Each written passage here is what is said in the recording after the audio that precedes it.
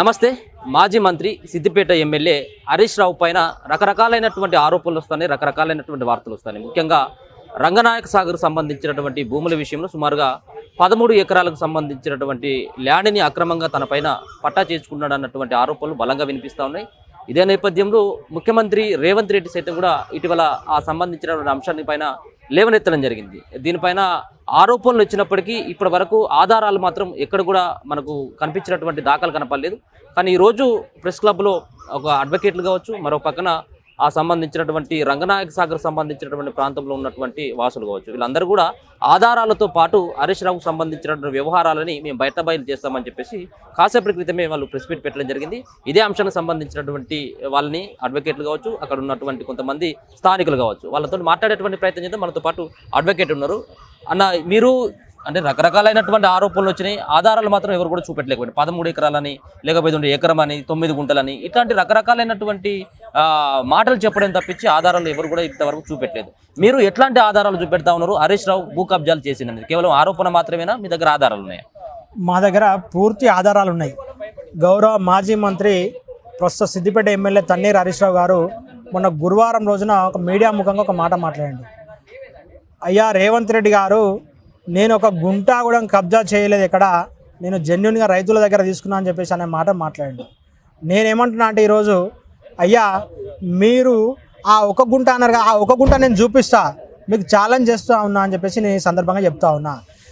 మీకు దానికి ఎగ్జాంపుల్గా సర్వే నెంబర్ 402 కనుక తీసుకుంటా ఉంటే అందులో టోటల్ భూమి 5 ఎకరాల 4 గుంటల భూమి. ఈ 5 ఎకరాల 4 గుంటల భూమికి గాను 2 ఎకరాల 8 గుంటల భూమి ల్యాండ్ అక్విజిషన్ అయింది. ఈ భూమిని ఇరిగేషన్ ప్రాజెక్టుకు రైతులు రిజిస్టర్ చేశారు. మిగిలిన భూమి 2 ఎకరాల 36 గుంటలు. ఇందులోకి వెళ్ళి అలా ఉన్నటువంటి ఒక రైతు ఉప్పెన విజయ అనడానికి ఎకరా 1 గుంట రిజిస్టర్ చేసింది.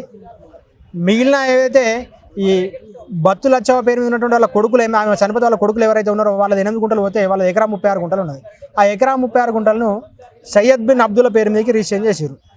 ఈ ఎకరా 36 గుంట, ఎకరా 1 గుంట, ఇవి రెండు కలిపితే 2 ఎకరాల 37 గుంటలు వస్తుంది.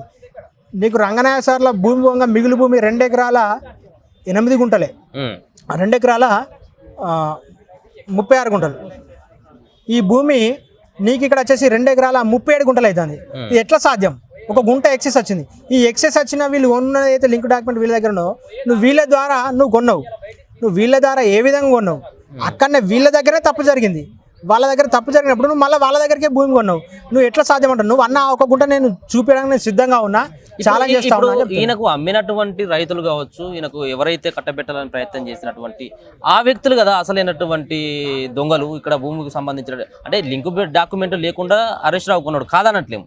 కానీ ఇక్కడ వాళ్ళకు ఎటువంటి, ఇప్పుడు మీరు ఇంతకుముందు చెప్పినటువంటి ఈ పేర్లు ఏలేటి లత కావచ్చు, బత్తు మాధవి కావచ్చు, ఇటువంటి వాళ్ళకి అసలు అక్కడ ల్యాండ్ అనేది ఉందా? అసలు 100% ఏలేటి లత, బత్తు మాధవి, బత్తు లచ్చవ పేరు మీద లీగల్గా వాళ్ళ యాన్సెస్టర్గా భూమి వస్తుంది.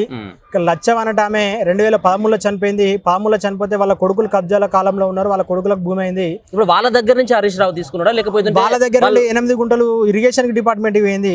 మిగిలిన ఎకరా 36 గుంటలు ఒక థర్డ్ పర్సన్ ఏది సయ్యద్ బిన్ అబ్దుల్లా పేరు మీద రిజిస్ట్రేషన్ అయ్యి ఆయన పేరు మీదకి ఈయనకు అయింది.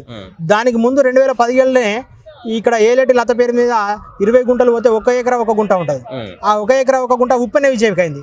ఈ 1 ఎకరా 1 గుంట 2 ఎకరాల 1 ఎకరా 36 గుంటలు కలిపితే 2 ఎకరాల 37 అవుతుంది. అసలు 2 ఎకరాల 36 గుంటలే మిగిలినాయి. 2 ఎకరాల 37 ఎట్లా మిగిలింది అనేది నా క్వశ్చన్. ఇక్కడనే 2018 ముందే నువ్వు కొనక ముందుకే ఇల్లీగల్ జరిగింది. ఇల్లీగల్ జరిగిన భూమిని నువ్వు ఎట్లా కొన్నావు అని అంటున్నా. నువ్వు ఏదైతే 1 గుంట అన్నావో ఆ 1 గుంట నేను నిరూపించడానికి సిద్ధంగా ఉన్నా అని చెప్తున్నా. ఎన్ని రోజుల కానించి ఎందుకు మరి దాదాపుగా ఇప్పుడు రంగనాయక సాగర్ సంబంధించిన ప్రాజెక్ట్ చాలా ఏళ్ళ కానించి, చాలా రోజుల కానించి కూడా ఇది చర్చ నడుస్తూ ఉంది. దాంట్లో రకరకాలైనటువంటి ఆరోపణలు చేస్తూ ఉన్నారు. ఇప్పుడు ప్రభుత్వం ఏర్పడి సంవత్సరం అవుతుంది, ఇప్పుడే మీరు ఎందుకు బయటకు వచ్చినట్టు? ఇంతకుముందు ఏమైనా అధికారులు గత గతంలోకి వెళ్ళి నేను చాలాసార్లు ఆరోపణలు చేసుకుంటూ వచ్చిన. గత సంవత్సరం 2023 డిసెంబర్లో నన్ను చంపేస్తామని ఆయన అనుచరుతోటి డైరెక్ట్ ఫోన్ చేపించి మాట్లాడడం జరిగింది. ఆ ఫోన్ నెంబరు, ఆ డీటెయిల్స్ అన్నీ ఉన్నాయి నా దగ్గర. అప్పటి నుండి నేను ప్రతి డాక్యుమెంట్ ఎవిడెన్స్ లేకపోతే మనం ఏం చేయలేమని చెప్పి ప్రతిదీ ఎవిడెన్స్ త్రూ తీసుకున్నా.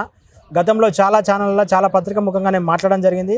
మీరు చూడండి, గతంలోనే బిగ్ టీవీలో కావచ్చు, ఇంకా వేరే ఛానల్లో కావచ్చు, ప్రతి దాంట్లో నేను రావడం జరిగింది, మాట్లాడినా, గొంతెత్తినా, ప్రశ్నించినా, దాని మీద లీగల్గా కంప్లైంట్లు ఇచ్చినా, ప్రాసెస్ నడుస్తూ ఉంది. ఇప్పుడు గౌరవ న్యాయస్థానంలో మనము క్వశ్చన్ చేయలేము, అక్కడ ప్రాసెస్ జరిగేదాన్ని మనం ముందరికి తీసుకుపోవాలి, అంతే విషయం. అంటే ఇప్పుడు ఆల్రెడీ సంవత్సరం అవుతుంది కదా ప్రభుత్వం ఏర్పడి, అంటే ఇప్పుడు ఉన్నటువంటి ప్రభుత్వం ఏర్పడక ముందు నుండే గత ఎన్నికల్లో కూడా నేను చాలాసార్లు బహిరంగంగా ఎలక్షన్లో నేను ప్రచారం చేసిన, హరీష్ రావు రంగనాథ్ సార్లు భూ కబ్జా చేసిండు, దీనికి సంబంధించిన ఎవిడెన్స్ తోటి మేము దాని తర్వాత బయటకు వస్తామని వాళ్ళ ప్రభుత్వం ఉంది, ఆయన మంత్రిగా ఉన్నాడు కాబట్టి సరే ఆయన మాట నడిచింది, అధికారులు కూడా విన్నారు. ఇప్పటికి కూడా ఇంకా వాళ్ళు ప్రభుత్వ అధికారులు ఆయన చెప్పు చేతుల్లో పనిచేస్తారని చెప్పేసి 100% ఇంకా సిద్దిపేటలో అధికార యంత్రాంగం కానీ అనుచర యంత్రాంగం కానీ ఇంకా మారలే.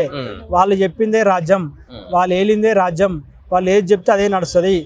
ఆయనే మీ అనుచరులు కూడా కొంతమంది ఏదైతే ఇవన్నీ చేసిరో ఈ అక్రమాల పైన కూడా నేను కొన్ని కంప్లైంట్ ఇచ్చిన పోలీస్ స్టేషన్లో, అవి ఎఫ్ఐఆర్ కావడానికే ఒక్కొక్కటి 1 month పట్టింది. వాళ్ళని కస్టడీలో తీసుకోవడానికి ఇంకొక మంత్ అయింది కానీ ఇంకా కస్టడీలో తీసుకోలే. అంటే ఎవిడెన్స్లు ఉన్నప్పటికీ, ఆధారాలు ఉన్నప్పటికీ, ఎఫ్ఐఆర్ అయినప్పటికీ కూడా ఇప్పటి వరకు వాళ్ళ మీద యాక్షన్ కాలే. అంటే బీఆర్ఎస్ ప్రభుత్వమే నడుస్తుంది సిద్దిపేటలో. ఇంకా ఎందుకు అంటే ఒక పక్కన అధికారులు ఆయనతో ఏమైనా కుమ్మక్కై కావచ్చు కానీ ప్రభుత్వం సంబంధించినటువంటి ప్రజాప్రతినిధులు ఉన్నారు కదా అక్కడ. ఇప్పుడు ప్రజాప్రతినిధులు అంటే సిద్దిపేటలో ఇంకా కాంగ్రెస్ పార్టీ అధికారులు ఉన్నది కాబట్టి వాళ్ళు ఎటువంటి చర్యలు పూనుకోవట్లేదు. సిద్దిపేటలో ఇంకా ఎలాంటి నామినేట్ పోస్టులు కానీ ఎలాంటి ఇంకా అధికారికంగా ప్రకటించలేదు, ఇంకా పెండింగ్లో ఉన్నాయన్నీ. సిద్దిపేట కొంచెం ఆపేసారు. సిద్దిపేటలో ప్రక్షాళన జరుగుతూ ఉంది, ఇంకా టైం పడుతుంది నాకు తెలిసి. సిద్దిపేటలో ఉన్నటువంటి అధికారులు మొత్తం కూడా ఆయన మనుషులే. గతంలో ఎందుకంటే వీళ్ళు అవినీతి చేసిన వాళ్ళు, ఇప్పుడు నిజాయితీగా పనిచేయాలంటే వీళ్ళు అలా ఆ క్రిమినల్ కేసులో వీళ్ళు కూడా బాధ్యులు అవుతారు కాబట్టి వీళ్ళు ఆయనకే సపోర్ట్ చేస్తారు. ఎందుకు స్పెషల్గా మీరు మళ్ళీ ఎంటర్ కావడం, దీనికి సంబంధించినటువంటి ఆధారాలను సమకూర్చడం కావచ్చు, ఎందుకు రైతులు కావచ్చు అక్కడ ఉన్నటువంటి కొంతమంది, నేను ఎప్పటి ఎందుకు బయటకు వచ్చి ఆయన ఒక మాజీ మంత్రి, గత ప్రభుత్వంలో ముఖ్యమంత్రి ఆయన ఎదుర్కోవాలంటే మామూలు విషయం కాదు. నన్నే ఒక ఉప సర్పంచ్గా ఉన్నప్పటికీ నా మీద చాలా అక్రమ కేసులు పెట్టిండు. నాది ఈరోజు మ్యారేజ్ అయితే ఆయనకి ఎక్కడ లీగల్గా నేను దొరకలేను. ఒకటే ఒక ఉద్దేశంతో నన్ను మ్యారేజ్ అయిన నెక్స్ట్ డే నైటు రిసెప్షన్ ఇట్లా ఏం చేసుకోకుండా నెక్స్ట్ డే నైటు రాత్రి 12 గంటలకు సిద్దిపేట కాన్స్టిట్యున్సీలో ఉన్నటువంటి పోలీస్ యంత్రాంగం మొత్తం 4 పిఎస్లు, ఒకటి రూరల్ సర్కిల్ సిఐ పరిధిలో ఉన్నటువంటి 3 పిఎస్లు, అంటే మొత్తం 4 పోలీస్ స్టేషన్ల వాహనాలు, 4 స్టేషన్ల సిబ్బంది నా ఇంటి మీద దాడి చేసి నా ఇంటి తలుపులు బద్దలు కొట్టి నన్ను పట్టుకుపోయి ఒక స్టేషన్లో న్యూడ్గా బట్టలు ఇప్పేసి సీసీ కెమెరాలని బంద్ చేసి న్యూడ్గా ఉంచడం జరిగింది. నేను ఏమంటున్నా అంటే నీవు నిజంగా నేను తప్పు చేస్తే నన్ను బాజాబ్తుగా రిమాండ్ చేయి, కోర్టు కొట్టుకపో, కానీ సీసీ కెమెరాలు బంద్ చేసి పైశాచిక ఆనందం పొంది బెయిలబుల్ కేసులలో బెయిలబుల్ కేసులలో రిమాండ్ చేసి భయభ్రాంతులకు గురి చేసి కుటుంబాలను అందరిని ఆగం చేయాలని ఒక కుట్ర చేస్తే ఎన్ని రోజులు దాగదని చెప్పేసి కూడా అని సందర్భంగా చెప్తాం. అంటే అట్లా మీకు అటువంటి అనుభవం, అలాగే ఆయన కుట్రపూరితంగా మీ మీద అక్రమమైనటువంటి కేసులు పెట్టడం ద్వారా మాత్రమే ఇటువంటి సంబంధించినటువంటి అంశాలు ప్రశ్నిస్తేనే అక్రమ కేసులు, ప్రశ్నించకపోతే ఏ కేసులు ఉండదు. నువ్వు ప్రశ్నించకపోతే నువ్వు ఆయనంత మంచోళ్ళు లేవంటావు. నువ్వు ప్రశ్నిస్తేనే అక్రమ కేసులు. గతంలో నేను ప్రశ్నించాను కాబట్టి నా మీద ఆయనకి ఎక్కడ నేను ప్రశ్నించక ఉంటలేను అనుకొని చెప్పేసి ఆయన నా మీద కావాల్సుకొని చేసి, అయినప్పటికీ నేను ఎక్కడ భయపడలేదు. అదే పద్ధతిలో రైతులందరూ కూడా భయభ్రాంతులకు గురవుతుంది. ఇంకా బయటకు రావాలంటే ఇంకా టైం పట్టేటట్టున్నది. అంటే ఒక గుంట సంబంధించినటువంటి భూమి మీద మీ యొక్క నేను ఏమంటున్నా అంటే మిగిలిన 13 ఎకరాల భూమి ఏదైతే ఉన్నదో కూడా అందులో కూడా రిజిస్ట్రేషన్ డాక్యుమెంట్లో ఎక్కడా కూడా 1B కానీ పహానీ కానీ ఎలాంటి డాక్యుమెంట్లు లేవు. సో వాటన్నిటిపైన కూడా ఎంక్వైరీ చేయాలని చెప్తా ఉన్నాను నేను.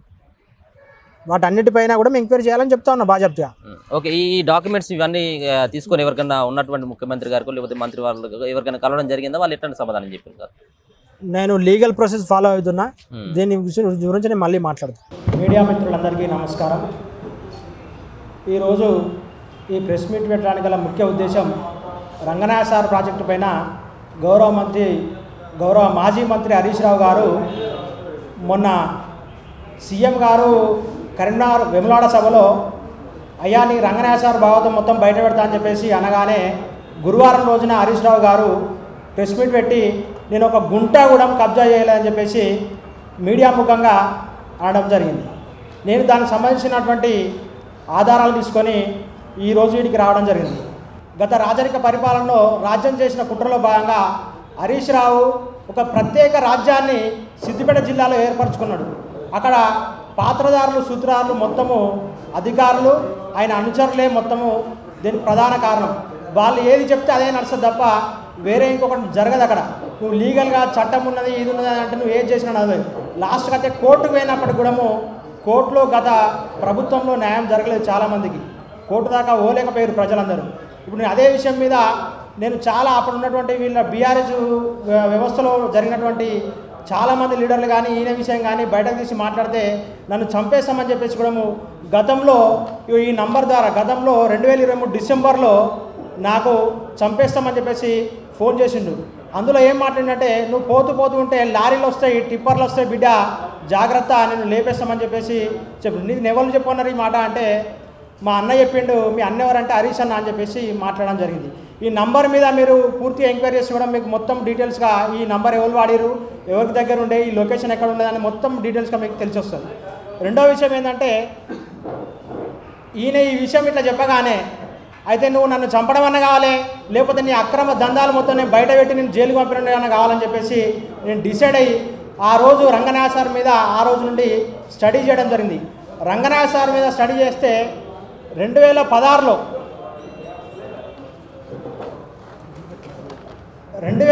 సంవత్సరంలో ఒక గెజెట్ నోటిఫికేషన్ వచ్చింది. రామంచ రెవెన్యూ చిన్నకోటూరు మండలంలో letter number B/788 of 2016, date వచ్చేసి 27/10/2016 రోజున ఒక ఎంజాయ్మెంట్ సర్వే చేసి అక్కడ ఎవరు కబ్జాలో ఉన్నారు, ఎవరు పట్టాదారులను చేసి అక్కడ ఉన్నటువంటి అధికారులు డీటెయిల్గా నోటిఫికేషన్ ఇవ్వడం జరిగింది. ఈ నోటిఫికేషన్ ఇది. దీనికి సంబంధించి వచ్చేస్తే ఇక్కడ మీకు ఎగ్జాంపుల్ ఒక సర్వే నెంబర్ చెప్తా. Survey number 402. సర్వే నెంబర్ 402లో ఏలేటి లత, ఈమె పేరు మీద 1 ఎకరా 21 గుంట భూమి ఉన్నది. బత్తు మాధవి, ఈమె పేరు మీద 1 ఎకరా 19 గుంటలు ఉన్నది. భీమారి లింగయ్య, ఈయన పేరు మీద 1 గుంట. బత్తు లింగం, ఈమె పేరు మీద 8 గుంటల భూమి ఉన్నది. ఈ భూములలో వీళ్ళు సేకరించినటువంటిది ఏంటంటే, ఏలేటి లత దగ్గరికి వెళ్ళి 1 ఎకరా 20 గుంటల భూమికి 1 ఎకరా 21 గుంట భూమికి 20 గుంటలు సేకరించారు. ఏది అప్పుడు ఈ రిజిస్ట్రేషన్ డాక్యుమెంట్ నెంబర్ వచ్చేసి 10475 ఆఫ్ 2016లో ఆ రైతు రిజిస్ట్రేషన్ చేసిండు. ఇంకొకటి బత్తు మాధవి, ఈమె పేరు మీద 1 ఎకరా 19 గుంటల భూమి ఇరిగేషన్ ల్యాండ్లో వేయింది. అందులో ఆమె రిజిస్ట్రేషన్ డాక్యుమెంట్ నెంబర్ వచ్చేసి 10475 ఆఫ్ 2016. ఈమె ల్యాండ్ ఉన్న కాడికి మొత్తం కంప్లీట్గా అందులో వేయింది. ఇంకొకటి భీమారి లింగయ్య పేరు మీద, అంటే వీళ్ళ అమ్మ పేరు మీద ఉంటే వీళ్ళు 4 అన్నదమ్ములు. వీళ్ళ అమ్మ వచ్చేసి 2013లో చనిపోయింది. చనిపోతే కబ్జా కాలంలోకి వచ్చేసి బాతు లింగం, బాతు మల్లయ్య, బాతు దేశయ్య, బాతు చంద్రం, వీళ్ళు 4 అన్నదమ్ములు అయితే వీళ్ళ పేర్ల మీద ఎంజాయ్మెంట్ సర్వేలో వచ్చింది. వీళ్ళకు ఉన్నటువంటి 2 ఎకరాల 4 గుంటలకి వెళ్ళి 8 గుంటల భూమిని రిజిస్ట్రేషన్ చేయడం జరిగింది. ఎవరికి రిజిస్ట్రేషన్ చేసింది? Irrigation registration. దీని డాక్యుమెంట్ నెంబర్ వచ్చేసి 10540/2016 ఈ డాక్యుమెంట్ రిజిస్ట్రేషన్. ఇంకొకటి భీమార్ లింగయ్య పేరు మీద. భీమార్ లింగయ్య పేరు మీద వచ్చేసి 1 గుంట ల్యాండ్ అక్విజిషన్ చేసిరు. దీని మీద 10474 డాక్యుమెంట్ నెంబరు ఆఫ్ 2016. ఈ భూమిలో 5 ఎకరాల 4 గుంటల భూమికి గాను 2 ఎకరాల 8 గుంటల భూమి ల్యాండ్ అక్విజిషన్ సేకరించిన తర్వాత మిగిలిన భూమి 2 ఎకరాల 36 గుంటల భూమి మాత్రమే ఉండాలి. ఈ 2 ఎకరాల 36 గుంటలకు గాను 2017 సంవత్సరంలో, అంటే ఇక్కడ ఏలేని లత పేరు మీద మిగిలినటువంటి 1 ఎకరా 1 గుంట భూమిని ఉప్పెన విజయకు తేదీ 30/10/2017 రోజున డాక్యుమెంట్ నెంబర్ వచ్చేసి 44659/2017 రోజున రిజిస్ట్రేషన్ చేశారు. ఇక్కడ ఓకే 1 ఎకరా 1 గుంట మీకు రిజిస్ట్రేషన్ చేశారు.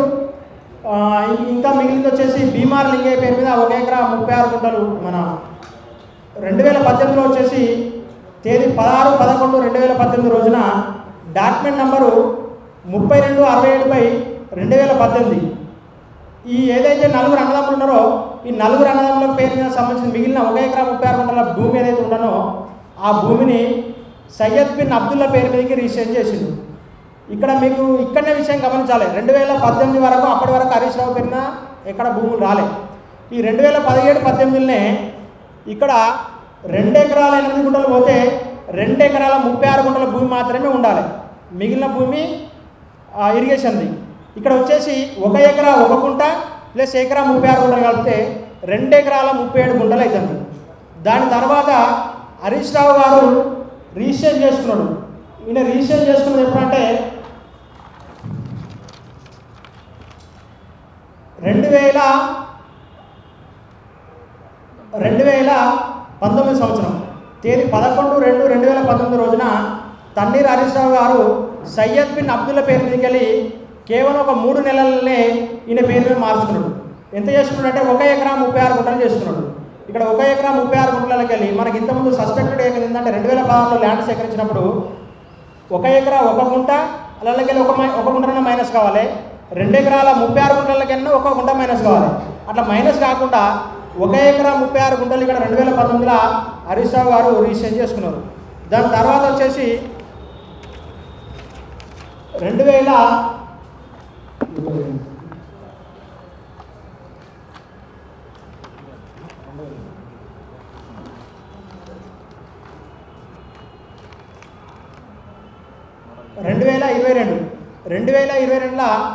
ఈ ఉప్పెన విజయ్ మీదకి ఏదైతే భూమి అయిందో ఉప్పెన విజయ్ మీదకి వెళ్ళి భూమి డాక్యుమెంట్ నెంబర్ వచ్చేసి 1490/2022 22లో 1 ఎకరా 1 గుంటకు 1 ఎకరం రిజిస్ట్రేషన్ చేసుకున్నాడు. రిజిస్ట్రేషన్ చేసుకున్న తర్వాత ఈ బత్తు దేశాయ్ అయితే ఎవరైతే ఉన్నారో ఈ 4 నామలు బత్తు దేశాయ్ పేరు మీద 2023 రోజున 8 గుంటలు ఏదైతే ల్యాండ్ అక్విజిషన్ చేసారో ఆ భూమిని ధరణి పోర్టల్లో 2023లో నమోదు చేసి దేశాయ్ పేరు మీదకి వెళ్ళి ఉప్పెన విజయ్ మీదకి చేసారు. ఉప్పెన విజయ్ మీద రిజిస్ట్రేషన్ చేసుకున్న తర్వాత 2024 జనవరి 27 రోజున ఉప్పెన విజయ్ మీదకి వెళ్ళి 9 గుంటల భూమిని హరీష్ రావు గారు రిజిస్ట్రేషన్ చేసుకున్నారు. అసలు ఇక్కడ 2017-18 వచ్చేసి ఇక్కడ సస్పెక్టెడ్ ఉన్నది. మరి అలాంటి భూమిని హరీష్ రావు గారు క్రాస్ చెక్ చేసుకోకుండా గతంలో ఉన్నటువంటి పహానీలు కానీ వన్బీలు కానీ ఆ ల్యాండ్ రికార్డ్స్లో ఎవరున్నారు అనేది చెక్ చేసుకోకుండా ఆయన అప్పుడు ఇరిగేషన్ మంత్రిగా ఉండి కూడా కనీసం మినిమం కూడా క్రాస్ చెక్ చేసుకోకుండా ఇలా భూమి చేసుకొని నేను ఒక్క భూమిని కూడా 1 గుంట కూడా నేను తీసుకోలేదని చెప్పేసి ఇది చాలా విడ్డూరంగా అనిపిస్తుంది. ఇంకో విషయం ఏమిటంటే మీకు ఈ రీసెంట్ డాక్యుమెంట్ చూపిస్తాం. మీకు రీసెంట్ డాక్యుమెంట్లో ఏముంటుందంటే క్లియర్గా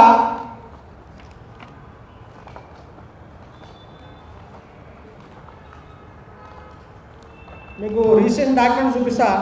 ఈ రీసెంట్ డాక్యుమెంట్లో ఏదైతే వాళ్ళు రైతులు రిజిస్ట్రేషన్ చేసారో ఇవి ఇరిగేషన్ చేసినటువంటి రీసెంట్ డాక్యుమెంట్లో ఒకటి మీకు హరీష్ రావు గారు చేసుకున్నటువంటి చూపిస్తా. హరీష్ రావు గారు ఎప్పుడు చేసుకున్నారంటే ఇది 11/2/2019 రోజున సయ్యద్ బిన్ అబ్దుల్లా పేరు మీదకి వెళ్ళి ఈయన రిజిస్ట్రేషన్ చేసుకున్నాడు. ఈయన రిజిస్ట్రేషన్ చేసుకున్నప్పుడు దీనికి మినిమము పాస్బుక్ కానీ 1B కానీ ఎలాంటి పాస్బుక్లు పెడతారు. 1B కానీ పాస్బుక్ కానీ గతంలో వాళ్ళకి వచ్చిన లింక్ డాక్యుమెంట్లు కానీ ఇవన్నీ పెడతారు. వీటికి ఎలాంటి డాక్యుమెంట్ లేదు. ఎలాంటి డాక్యుమెంట్ లేకుండా ఓన్లీ ఒక పహాని మాన్యువల్ పహాని రాసిండు. మాన్యువల్ పహాని ఏమని రాసిండు అంటే ఇక్కడ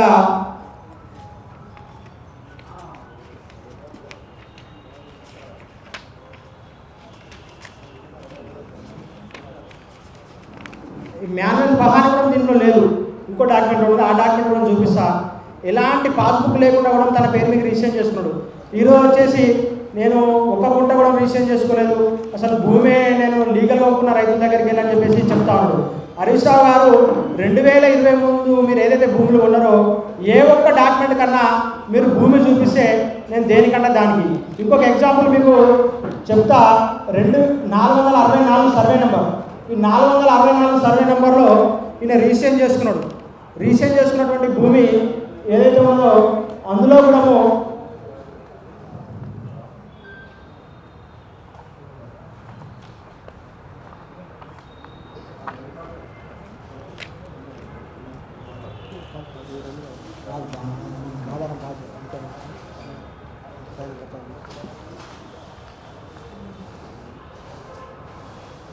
మీకు ఇక్కడ చూస్తే ఇంకోటి 464 సర్వే నెంబర్లో ఆయన భూమి ఉన్నాడు.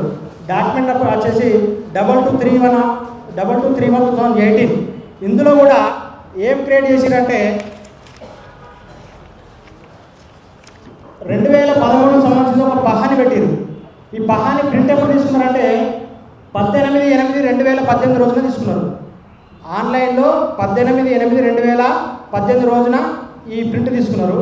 వీళ్ళు రిజిస్ట్రేషన్ ఎప్పుడైందంటే 14/8/2018, 4 రోజుల ముందు రిజిస్ట్రేషన్ అయిన డాక్యుమెంట్కు 4 రోజుల తర్వాత ఒక పహాని తీసుకొని దీన్ని ఎంక్లోజ్ చేసి ఆన్లైన్లో ధరణి ఏదైతే డాక్యుమెంట్ ఆన్లైన్ చేస్తారో ఆన్లైన్ చేసి పెట్టేసారు. అయ్యా నేను అడుగుతా ఉన్నా, పాస్బుక్ లేకుండా పహానీలు లేకుండా అసలు నువ్వు మామూలుగా మాన్యువల్గా రాసుకొని ఏది పడుతుంది రాసుకొని సంతకాలు పెడితే అయిపోతుందా అని చెప్పేసి నీ సందర్భంగా అడుగుతున్నా.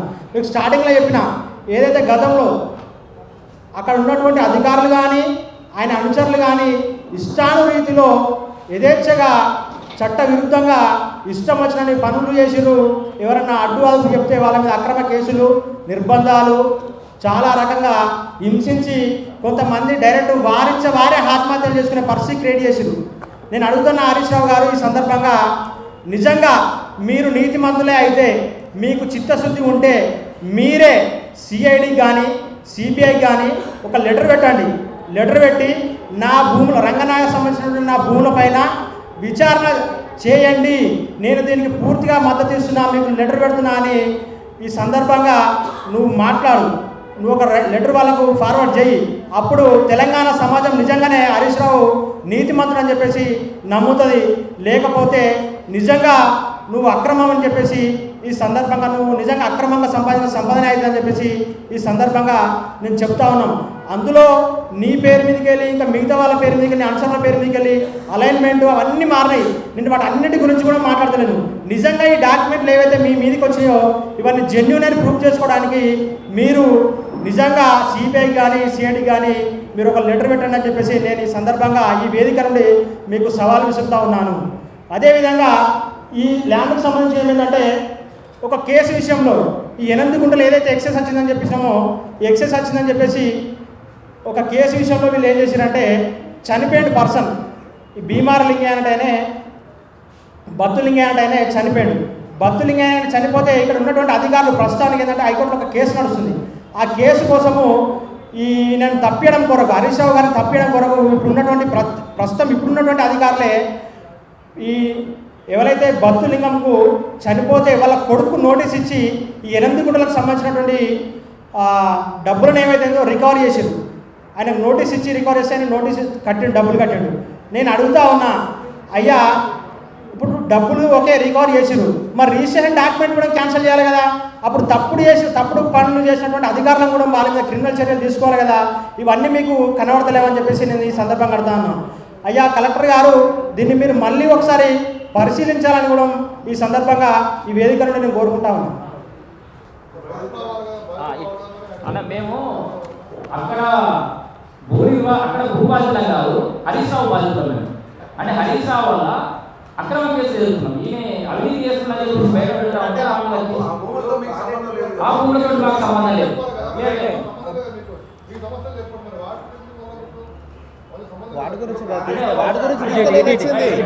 మంచి పాయింట్. అంటే ఒక పౌరుడిగా నా నియోజకవర్గంలో నియోజకవర్గంలో ఒక అడ్వకేట్గా ఒక జర్నలిస్ట్గా ఒక మా దగ్గర ఎమ్మెల్యే అభివృద్ధి చేస్తూ ఉంటే ప్రశ్నించే అధికారము ప్రెసిడెంట్ అధికారం మాకు లేదా. ఇంకొకటి ఇక్కడ వచ్చేసి ఇప్పుడు రైతు ఇరిగేషన్కి ఇచ్చేసిన ల్యాండ్, ఇరిగేషన్కి ఇచ్చినప్పుడు అది ప్రభుత్వ భూమిని కాపాడుకునే హక్కు ఒక పౌరుని నాకు కూడా ఉంటుంది కదా. నేను అదే కోణంలో ఈ సందర్భంగా హరీష్ రావుని అడుగుతున్నాను. ఇంకొక విషయం క్లారిఫై చేస్తున్నా, నేను మల్లన్న సాగర్ భూమి వాసిని, రంగనాయక సార్ కాదు, నేను మల్లన్న సాగర్ భూమి వాసిని. అక్కడ ఈ హరీష్ రావు చేతిలో నేను దగాపడ్డా కాబట్టి ఆయన సిద్దిపేట నియోజకవర్గంలో ఉన్నాడు. గజ్వేల్ నియోజకవర్గంలో భూములు అక్కడ దుబ్బా కాన్స్టిట్యూన్సీలో భూములు తీసుకుపోయి మల్లన్న సాగర్ గజ్వేల్లో పడేసారు. ఆయన ఇచ్చిన హామీలు ఇంతవరకు నెరవేర్చలేదు. మల్లన్న సాగర్ భూమి వాసులు ఇప్పటివరకు కూడా కలెక్టర్ ఆఫీస్ తిరుగుతూనే ఉన్నారు. సో ఎవరైతే మాకు మాటిచ్చి మోసం చేసిరో ఆయన కూడా వాడు నేను ఆయన వల్ల మోసపోయినా కాబట్టి ఆయన ఎక్కడ అభివృద్ధి చేసిండు వచ్చి రంగనాయక సార్ కూడా చేసిండు. ఆయన దాన్ని కూడా పడ్డా దాంట్లో ఎంత తప్పు కనబడుతుందో నాకు అర్థం లేదు. ఇంకా అంటే ఈ రంగనాయక సాగర్ ప్రాజెక్టులో ఈయన తప్పించుకోవడానికి ఎన్ని ప్రయత్నాలు చేసుకుంటూ ఏం చేస్తుండో అక్కడ తప్పించుకోవడానికి ఏదైతే నోటీసులు ఇప్పించి రికవరీ చేస్తుండో సేమ్ అక్కడ ఉమ్మడి సహకార సంఘం వరకు పెద్ద వ్యవస్థ ఉంది. అది ఇంకా చాలా పెద్దది, ఎకరాలకు భూములు మింగేసిండు. దాన్ని అన్న చెప్తాడు అడ్వకేట్. ఇక్కడికి వచ్చిన పత్రికా మిత్రులందరికీ నమస్కారం అండి. ఇప్పుడు ఏదైతే ఒక కేసు విషయంలో వచ్చేసి నా పేరు కొంచెం అశోక్ యాదవ్, నేను అడ్వకేట్ అండి స్థానికులు. నా పేరు కొంచెం అశోక్ అండి, నేను అడ్వకేట్ని స్థానికులు సిద్దిపేటలో. ఏదైతే ఒక కేసు విషయంలో వచ్చేసి మనకు ఇప్పుడు చెప్పినటువంటి బాబు నవీన్ లింగం అనే వ్యక్తి నుంచి వాళ్ళ తండ్రి చనిపోతే కొడుకు నుంచి రికవర్గా చేయించాడు డబ్బులు. అదే రిలేటెడ్ మ్యాటర్గా వచ్చేది ఒక 57 ఎకరాల సొసైటీ ఏదైతే ఈ చిన్నకోడూరు మండలం ఏది అన్నపూర్ణ అద్దగిరి ప్రాజెక్టుకి సంబంధించినటువంటి భూమిలో 22 ఎకరాల భూమిని సేకరించి ఆ సేకరణలో భాగంగా ఏమిటంటే సొసైటీకి వచ్చేసి ఒక చైర్మన్ ఉంటాడు. ఆ చైర్మన్ పదవి కాలం 5 సంవత్సరాలు.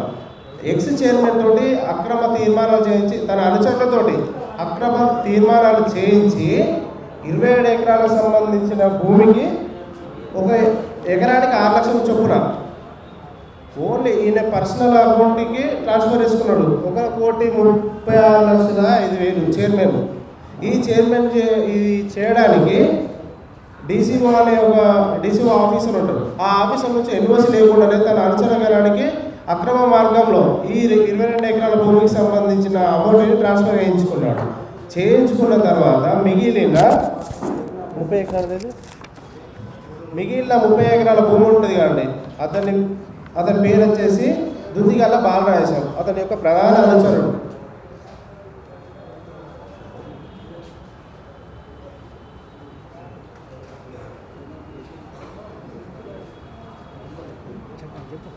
ఇతని పేరు దుద్దిగల్ల బాలరాజేశం అండి. మనకి ఏదైతే అన్నపూర్ణ అద్దగిరి ప్రాజెక్ట్ కింద తీసుకున్న 1 ఎకరా భూమికి 6 లక్షల చొప్పున ఇస్తే ఈ సొసైటీ భూమిని 1 ఎకరానికి 1 లక్ష చొప్పున మాత్రమే 30 ఎకరాల భూమిని కట్టబెట్టడానికి ప్రయత్నించింది. ఈ సొసైటీ భూమి 237 మంది ఫార్మర్స్ ఉంటారు ఈ సొసైటీలో.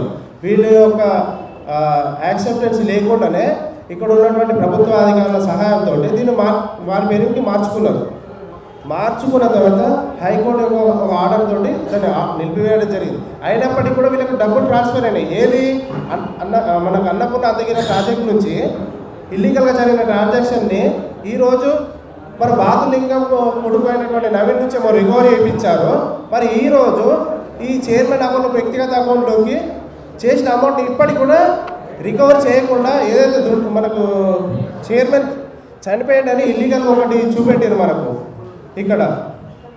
అదేది డెత్ సర్టిఫికేట్. దీనిపైన వచ్చేసి మనకు ఒక ఎఫ్ఐఆర్ కూడా నమోదు చేయడం జరిగింది చిన్నకోడూరు పోలీస్ స్టేషన్లో. ఏది ఈ 1,32,00,000 రూపాయలకు సంబంధించి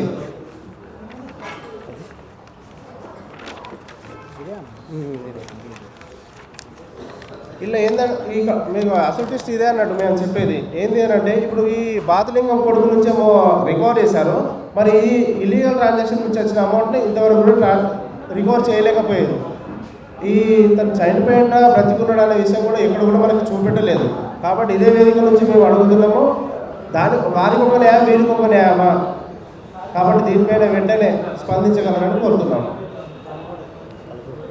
సో అన్న ఇది విషయం ఏంటంటే ఒక సొసైటీ విషయంలో జరిగితేనేమో అక్కడ రికవరీ చేయలేదు, చనిపోయాడు ఆ వ్యక్తి అని చెప్పేసి కేసు క్లోజ్ చేసింది. మరి రంగనాయక సార్ దగ్గర చనిపోయినా కూడా ఆ వ్యక్తి కొడుకుతోటి డీడీ కట్టించి రికవరీ చేయించారు. సో ఇక్కడ రికవరీ చేయించినట్టు అక్కడ కూడా చేయించచ్చు కదా అనేది అన్న ప్రశ్న. సో ఓవరాల్గా ఇది అంతగిరి అన్నపూర్ణమ్మ రిజర్వాయర్కి సంబంధించి ఇక్కడ మీరు క్లియర్గా గమనిస్తే హరీష్ రావుకి సంబంధించి ఇటు మలన సార్ కానీ అటు రంగనాయక సాగర్ కానీ అంతగిరి రిజర్వాయర్ కానీ 3 ప్రాజెక్టులు మంచిగా కాస్త పట్టించినాయి, అనేక రకాలుగా లబ్ధి పొందిరు. మేము ఇక్కడ ఒకటి క్లియర్ చెప్తున్నామన్నా, ఇంత అనావాకులము చిన్న వ్యక్తులం ఆయన ముందట ఇంత పెద్ద కలుపున్నది. ఆయన నిజంగానే తప్పు చేయకపోతే భూ కబ్జా చేయలేదనుకున్నాం, మా మీద పరు నష్టం దావాము ఇంకేదో కేసు క్లియర్గా. ఎందుకు ఇప్పటిదాకా కూడా బయటకు వచ్చి దీని గురించి మాట్లాడతలేడు? ముఖ్యమంత్రి మాట్లాడిన తర్వాతనే మొన్న బయటకు వచ్చి ఒక చిన్న విషయం మాట్లాడి కానీ ఆయనకి ఆరోపణ రావడం చాలా రోజులే. గతంలో మేము శాటిలైట్ ఛానల్ కూడా కథనం వేయించినాం. సో ఆ రోజు కూడా బయటకు వచ్చాం. ఇప్పటివరకు మాకు ఎందుకు పరు నష్టం దావేస్తావు? నేను తప్పు ఏదైనా ఎందుకు ఖండిస్తావు? కోర్టు మెట్లు ఎక్కువ, పోలీస్ స్టేషన్ మెట్లు ఎక్కువ, ఎక్కువ కేసు అయిపోయి ప్రూవ్ చేసుకో. ఒక్క గుంట కాదు మస్తు భూములు కబ్జా చేసినామని మేము ఆధారాలు చూపిస్తున్నాం. కబ్జా చేయలేదని ప్రూవ్ చేయడానికి ఎవరు వచ్చినా కూడా సిద్ధంగా ఉన్నాం. ఇది టెక్నికల్ అడ్వకేట్లు కాబట్టి టెక్నికల్గా చెప్తున్నామని కొంతమందికి అర్థం కాకపోతుందని నేను చెప్తున్నా. ఇప్పటి తర్వాత కూడా వాళ్ళ 10 ఏళ్ళ విధ్వంసం గురించి చెప్పాలంటే 100 ఏళ్ళైనా జరుగుతుంది. ఈ 1 గంట అసలు చాలా తక్కువ. క్లియర్. మేము రికవరీ చేయాలి అంటే ఆయన ఏదైతే కబ్జా చేసిందో అది తిరిగి ఇరిగేషన్ వాళ్ళకు చెందాలి ఒకటి. అండ్ అక్కడే అది రంగనాయక సాగర్లో వెనకాల చూడాలి తీసుకోగా ఈయన కొంత తీసుకోగా ఇంకొంత మిగులు భూమి ఉందన్న అంటే ఫస్ట్ ప్రాజెక్టులో సేకరించిన భూమి. ఆ భూమిని ఆయన అనుచరులు కొంతమంది కొనుక్కోవడానికి రైతులకు ఇచ్చారు. అట్లనే అక్కడ చూడా కానీ ఏదైతే మిగతా అథారిటీస్ ఇచ్చారో ఆ భూమిని తీసుకొని రికవరీ చేసి ప్రాజెక్టులో పోతలేదని మిగిలిన భూమి ఏదో అది వాళ్ళ తిరిగి ఆ రైతులకు అప్పచెప్పాలి. ఆ రైతులకు అప్పచెప్తే హ్యాపీ. ఎందుకంటే మన చట్టంలోనే ఉంది ప్రాజెక్ట్ కోసం వాడుకోకపోతే తిరిగి ఇవ్వాలని అడుగుతున్నారు. అయితే బయట కాకుండా కారణం చెప్తాను. సిద్దిపేట అనేది ఒక ప్రత్యేక రాష్ట్రం. మాది మేము వేరే రాష్ట్రానికి వెళ్ళినట్టు తెలియదు బయట అంతే. మాది ఒక సపరేట్ రాష్ట్రం, సపరేట్ రాజ్యాంగం. అక్కడ ఇప్పటికి కూడా భయపడుతూ బీఆర్ఎస్ పార్టీ అధికారం ఉండదు. అక్కడ బీఆర్ఎస్ పరిపాలన నడుస్తుంది. రైతులు తర్వాత కూడా రాకపోవచ్చు. మీరు అన్నట్టుగా ఎవరు వస్తలేరు వీళ్ళే కావాలని ఆరోపణ చేసుకుని ఇబ్బంది పెట్టి కానీ కాదు. మమ్మల్ని ఇబ్బంది పెట్టిన ఆరోపణ చేసి ఆధారం అనేది తప్పు కాదు కదా. సరే హరీష్ అన్న అరెస్ట్ చేస్తారా? అది అయ్యేది ఉందా? అంత సినిమా లేదు, లేకపోవచ్చు. ఆయన జైలు పోడు కావచ్చు, కాంగ్రెస్ చిత్తశుద్ధి ఉండొచ్చు, లేకపోవచ్చు. వాళ్ళు ఏమైనా చర్యలు తీసుకోవచ్చు, తీసుకోకపోవచ్చు. అవన్నీ జరుగుతాయో జరగదు. కానీ ఆక్రమణ అయితే జరిగినాయి, ఆధారాలు ఉన్నాయి. మేము అక్కడి వరకు అయితే ప్రొజెక్ట్ చేయగలిగిన మన సంతోషం మాత్రం మాకున్నది. తర్వాత కాంగ్రెస్ మీద వాళ్ళ చిత్తశుద్ధి మీద వదిలేస్తున్నాం.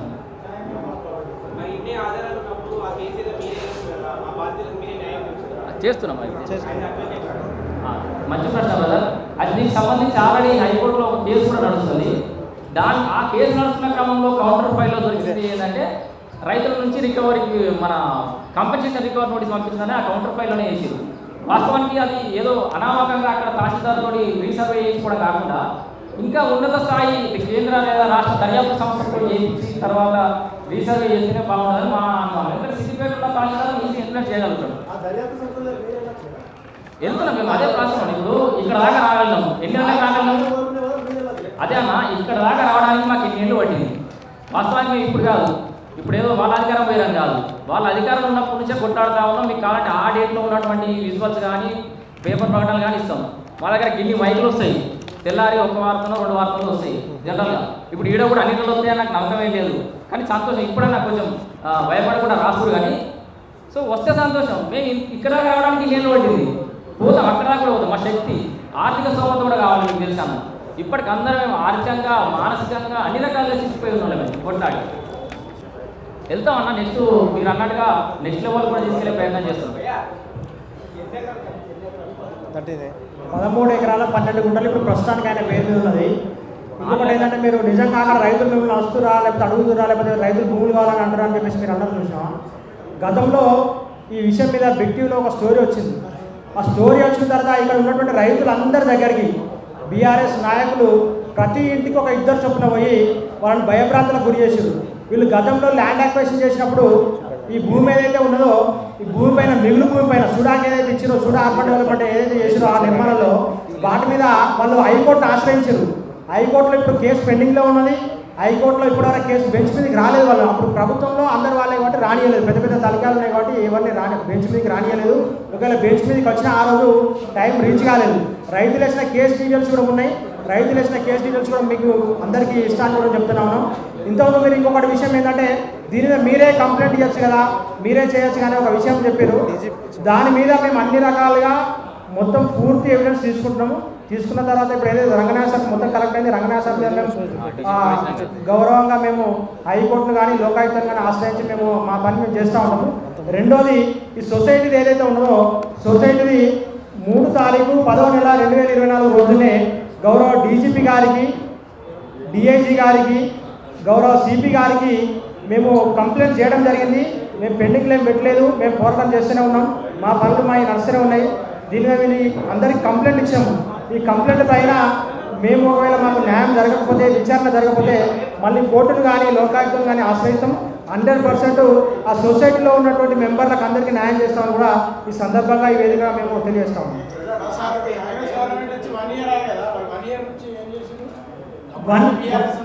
1 ఇయర్ నుండే ప్రతి డాటా తీసినాము.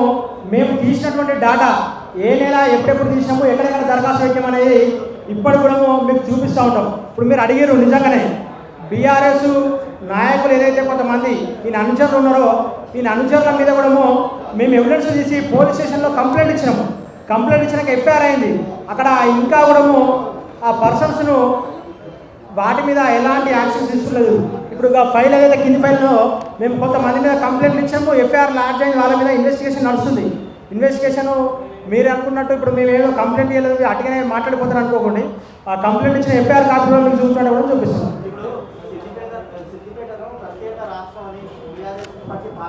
అవునవును. 100% దాదాపుగా ఇప్పటివరకు కూడా కొంత కానీ అక్కడ కాంగ్రెస్ పార్టీ పరిస్థితి అయితే చాలా దారుణంగా ఉంది. కాబట్టి అధికార పార్టీ మనం ఏం విమర్శిస్తాం కానీ జనంలో వాళ్ళ పరిస్థితి కట్టి ఉంది. సిద్దిపేటకి ఇప్పటివరకు వాళ్ళకి ఎక్కడికి నామినేటెడ్ పదవులు లేవు, వాళ్ళకి గుర్తింపు లేదు, మొత్తం బీఆర్ఎస్ పాలన నడుస్తుంది. ఇంకా కూడా ఇది కింద అన్న చెప్పింది, వాళ్ళ అన్న మీరు వెనకాల మీరు అడిగిందని వాళ్ళ అనుచరులు తప్పు చేసి ఇదే సేమ్ భూ కబ్జా తప్పుడు రికార్డు సృష్టించి ప్రభుత్వ భూమిని కబ్జా చేసిండు, తప్పుడు పత్రాలు సృష్టించి అని చెప్పేసి ఎఫ్ఐఆర్ చేయడానికి 3-4 ఏళ్ళు పట్టింది మాకు. జస్ట్ ఎఫ్ఐఆర్ చేయడానికి అనుచరుడి మీదనే 4 ఏళ్ళు పట్టింది అన్న. ఇక అన్నగారి మీద ఎన్ని రోజులు పడుతుందో ఇక కొట్లాట అయితే కొట్లాడుతున్నాం.